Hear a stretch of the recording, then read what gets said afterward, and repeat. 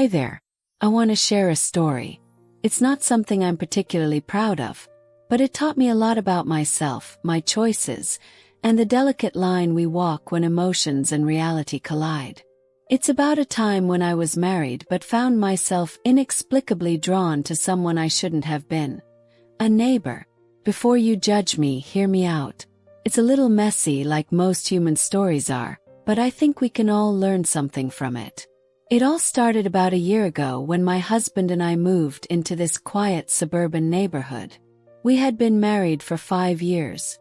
Stable, comfortable. Too comfortable, maybe. You know how it is. Life gets routine, predictable, even stagnant. I wasn't unhappy, but I wasn't exactly thriving either. Our new house was perfect.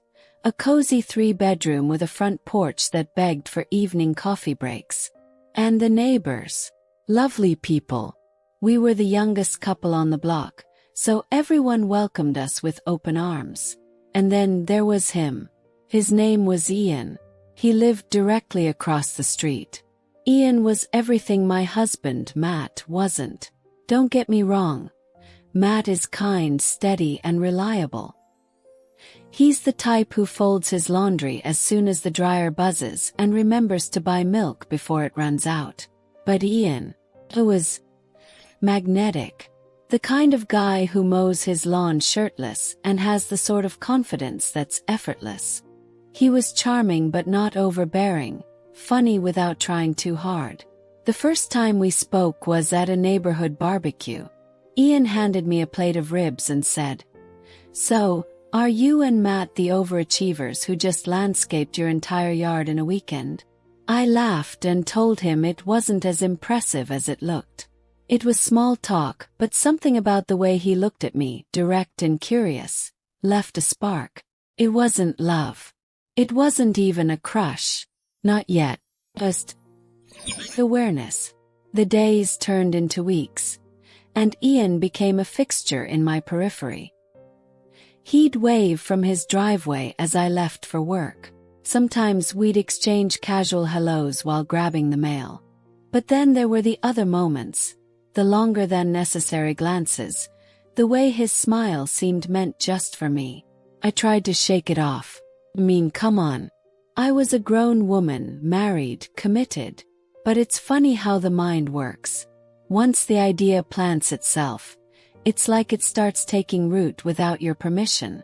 One afternoon I was sitting on the porch pretending to read when Ian came outside. He was carrying a toolbox, heading toward his truck. He saw me and stopped. "Hey, need any help with that porch swing? It's looking a little crooked," he said. It was a harmless offer, but my heart did this stupid little flip. "Oh no, it's fine," I stammered. "Matt said he'd fix it later." Ian grinned. "Well, if he doesn't, you know where to find me." That night, as I lay next to Matt, I felt a pang of guilt. Ian hadn't done anything wrong. Neither had I. But my thoughts were starting to betray me. One Saturday, Matt was away on a work trip, and I decided to tackle some yard work. Of course, Ian was outside too, tinkering with something in his garage. "You're ambitious," he called out, walking over. "Yard work solo. That's brave." I laughed, brushing dirt off my hands. Desperate, more like. "Want some help?" he offered, already picking up a rake. We spent the afternoon side by side, chatting about everything and nothing. He told me about his job, his family, his failed engagement years ago. And I told him about my dreams, the ones I hadn't even voiced to Matt. By the time we finished, the yard looked great, and my stomach was in knots. Over the next few weeks, things escalated. Not physically but emotionally. Ian and I started texting. Harmless things at first. Memes, funny observations about the neighbors. But then the messages became more personal. "You looked great today," he'd say. Or "You're easy to talk to." It's rare. And I liked it. Too much. But here's the thing. I never stopped loving Matt. I know that sounds contradictory, but it's true. Matt was my safe place, my partner. Ian was An escape. Fantasy. One evening, as I was clearing the dinner table, Matt said something that stopped me cold. "You've been distracted lately," he said, his tone gentle but firm. "Is there something going on?" My first instinct was to deny it. To say, "Of course not." But the look in his eyes broke me.